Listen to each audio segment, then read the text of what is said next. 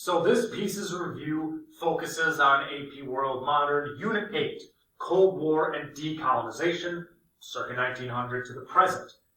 Very similar to Unit 7, this is a unit that's extremely heavy on the theme of governance.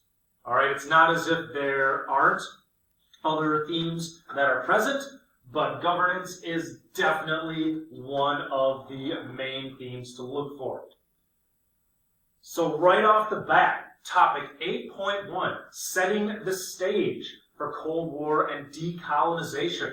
We're taking a look at the big three of the Potsdam Conference. We have Premier Joseph Stalin, President Harry Truman, and British Prime Minister Clement Attlee. And at Potsdam, they're essentially trying to figure out the post-World War II world. And it really kind of sets the stage for everything that comes next. Now, in the councils of government, we must guard against the acquisition of unwarranted influence, whether sought or unsought, by the military-industrial complex. Understandably, this is an illustrative example that we don't necessarily see until topic 8.7, but this certainly is going to illustrate the technological and economic gains that the victors of World War II experience, and it's going to illustrate a shift in power.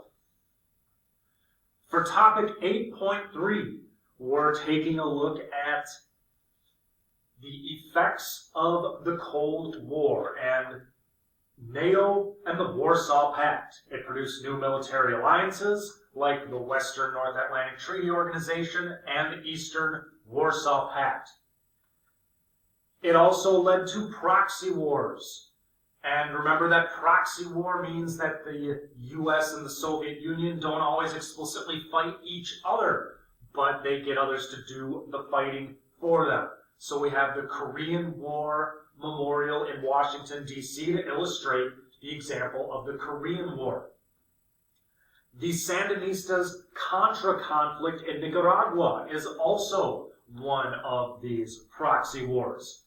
So the government had been led by a dictatorship for 43 years. In 79, the socialist Sandinista army overthrew them, gained control of the country. And years later, another army, the conservative Contras, are going to rise up and challenge the Sandinistas.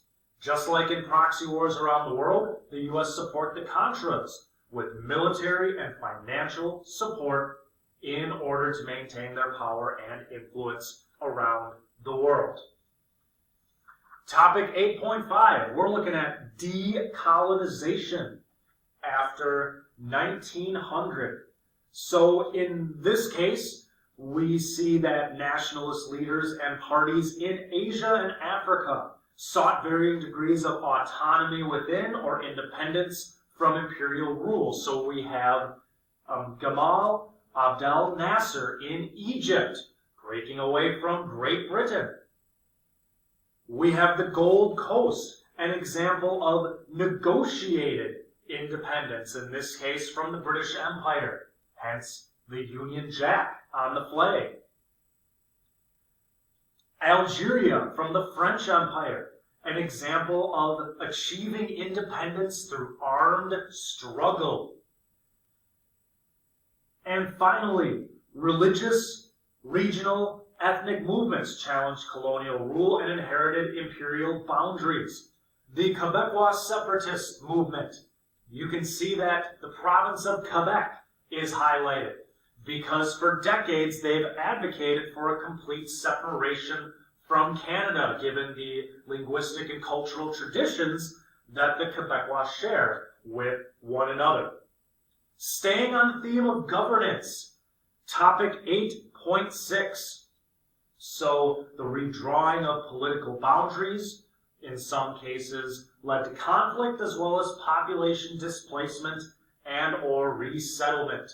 So we have the example of the creation of the state of Israel from what was Palestine. Israel is explicitly mentioned in the historical developments, as is the partition of India and the creation of Pakistan, and India as a result of it. And then finally, we have Cambodia, where states are created by redrawing political boundaries. So Israel, Pakistan, and Cambodia are the main examples. And finally, topic 8.8, this is the last for governance. We have end of the Cold War, explain the causes of the end of the Cold War. We have glasnost, openness, the policy wherein, Gorbachev wanted people to feel free to talk and exchange different ideas. Didn't exactly work out. We have an image of the Mujahideen in Afghanistan. In the historical development that's under this topic, the Soviets' costly and ultimately failed invasion of Afghanistan is in the historical development as leading to the end of the Cold War and collapse of the Soviet Union. And of course, the Berlin Wall coming down certainly was symbolic of the so-called New World Order that was to hopefully occur. So we have a total of 5 topics under governance. For technology and innovation, not a thing. Humans and the environment, again, we have absolutely not a thing. So you don't need to worry about those as they pertain to any topics for the unit. Cultural developments and interactions. There are 2 topics that are CDI related. The first is topic 8.2, and it's simply called the Cold War. Sukarno was the leader of Indonesia's independence movement against the Dutch. He's the man on screen. And he was its first president and then prime minister from 59 until 66. He's considered to be part of what was called the non-aligned movement that promoted alternatives to simply allying with the US or the Soviet Union during the Cold War, although he did participate in brutal campaigns with the aid of the Soviets and the Chinese. The concept of a power struggle between capitalism and communism is exemplified in the space race, and here we see the United States flag on the moon. But we see demonstrated that the Cold War extended into outer space. Now, topic 8.7, global resistance to established power structures after 1900. We have the triumvirate of nonviolence, beginning with Mohandas Gandhi in the middle, centered his movements in India. Dr. Martin Luther King Jr. was prominent in the United States, and Nelson Mandela was a member of the African National Congress in South Africa, and upon being released from prison, he was elected president of South Africa. So again, groups and individuals challenged the wars of the century. Some promoted the practice of nonviolence. These 3 men are directly mentioned in the historical developments. Now, there were some who opposed 20th century conflicts, but some individuals intensified the conflicts. Chile under Augusto Pinochet is a prime example. He led Chile from 1974 to 1990, and he toppled the democratically elected Salvador Allende to become the president. He did implement free market economic policies, but he also interned and tortured tens of thousands while in power. And a little over 3,000 people disappeared under his leadership, so this is why he's seen as intensifying conflicts. Now, some movements use violence against civilians in an effort to achieve political aims. Al-Qaeda is one such example of a movement that used violence. They got their start as what would be called freedom fighters, and they're attempting to throw off the Soviet influence in Afghanistan with the help of the American CIA. And they began working towards their eventual goal of a unified and global caliphate. They have justified their multiple uses of violence against civilians, most notably the September 11th attacks, as necessary in light of perceived U.S. actions against Muslims worldwide. So for culture, We have the Cold War, and we have global resistance to established power structures. Economic systems.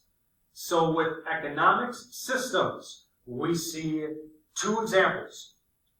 Topic 8.4, spread of communism, and it's just the first objective. Explain the causes and consequences of China's adoption of communism. Causes, internal tension. Chairman Mao as part of the Long March. And we have Chairman Mao and the communists squaring off against Chiang Kai-shek and the nationalists. The nationalists chased the communists all across China in the mid-1930s, and the surviving 7,000 members were the core of the CCP.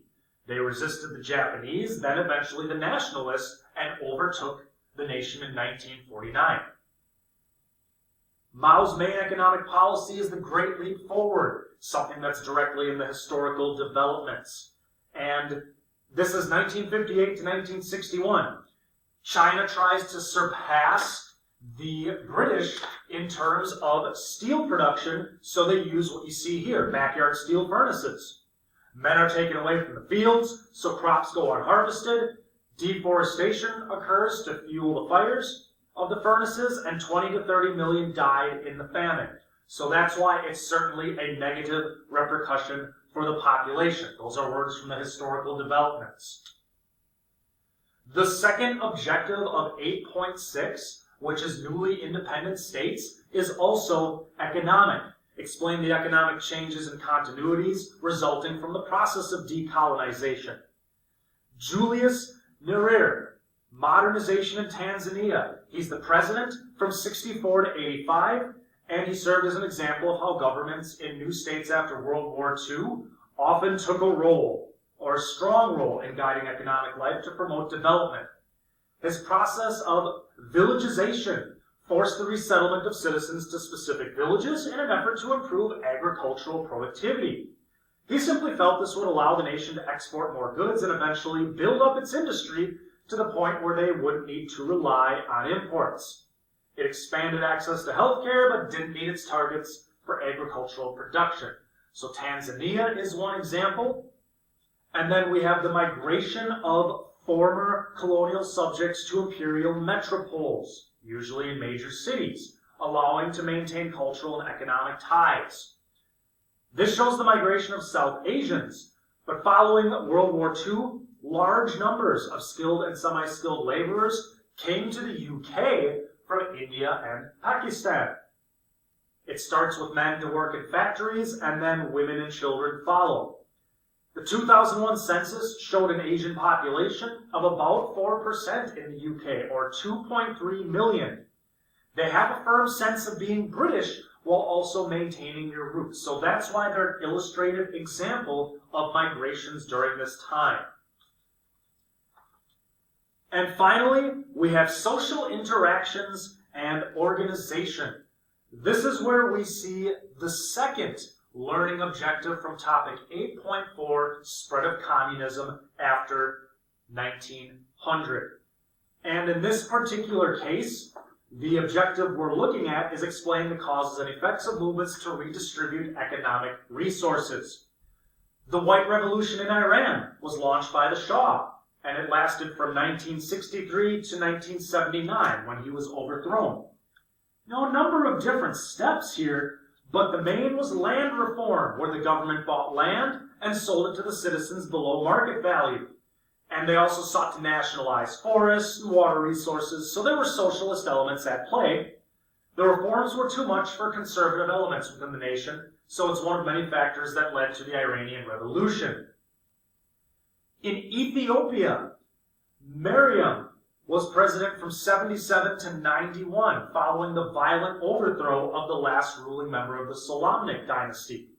His government sought to redistribute land and nationalize the natural resources. So we have Marxist-Leninist thought at play. His government was also responsible for the death of 500,000 to 2 million, so he fled to Zimbabwe. Now those are all the themes. What we have here is the target process of causation. So take a moment and figure out how you would respond to this prompt.